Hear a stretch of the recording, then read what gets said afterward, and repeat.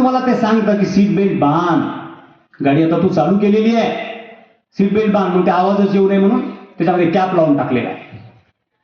म्हणजे आपण आपल्या जीवाशी आपणच खेळतो, हा आपला सर्वात मोठा अवगुण आहे. त्यासाठी रस्ता सुरक्षा ही स्वयंप्रेरणेने करण्याची आवश्यकता आहे. दुसरा एक सांगतो मुलींचं तुम्हाला. आता एक मुलगी आहे जे सांगले मी तुम्हाला पूर्ण तोंडाला बांधते. आता एक मुलगी अशी आहे ओढणी पुरी मागं सोडते गाडीच्या मागं, आणि ती ओढणी पूर्ण जसं काय भारताचा तिरंगा फडकाला मागं फडकते अशी. आणि ती जर समजा ओढणी विरुद्ध दिशेने हवा आली, ती ओढणी टायर मध्ये गेली, काय होणार? विचार करून बघा तुम्ही. माणूस पडतो, मुलगी पडते, कोणी असेल, दोघे पडतात. अजून एक जास्त मोठा ट्रेंड आलेला आहे. मोबाईल लोक असं बोलतात, बघितलंय, असं बोलणारे फार धारित होतात. काय जीवापेक्षा मोबाईल महत्वाचा झालेला आहे लोकांना. म्हणजे जीवाची आवश्यकता नाही. वेळ, आता मला लवकर तिकडे पोहोचायचं आहे, काय व्हायचं ते 5 मिनिटं थांबून मी बोलू शकत नाही, मला लवकर पोहोचायचं आहे. पोहोचणार गेलं तर जसं काय 2-3 कोटीचं नुकसान होते गेल्या गेल्या तिथे.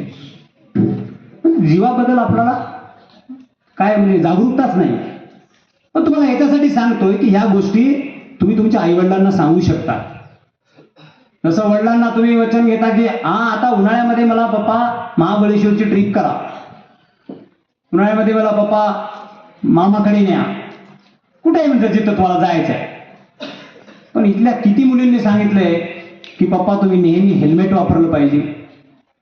तुम्ही जेव्हा बाहेर जाता, तुमचा यायचा वेळ जर 7-8 असतील संध्याकाळी आणि 8च्या पुढे जर वेळ गेला तर तुमची आई तुम्हाला म्हणते, अगं तुझ्या पप्पांना फोन लाव ना, 8 वाजेपर्यंत येत गेले पण आतापर्यंत आले नाही, 8:30 झाले, 9 वाजले. कारण घरच्या कर्त्या पुरुषाची त्या आईला महत्व वाटतं की माझा येणारा धनी तो आतापर्यंत आला नाही. लग्न झाल्यावर लोक मंगळसूत्र बांधतात आणि 7 जन्म तू माझ्यासोबत राहावी, मी तुझ्यासोबत राहू, मी शपथ घेतात. पण माझं स्पष्ट असं मत आहे, मंगळसूत्र बांधणे परंपरा आहे ती आपण नाही म्हणू शकत. पण लग्नामध्ये मंगळसूत्रासोबतही वधूवरांनी एकमेकांनी आयुष्यभर हेल्मेट वापरण्याची शपथ लग्नात घेतली पाहिजे की तुम्ही हेल्मेट वापर, मीही वापरतो.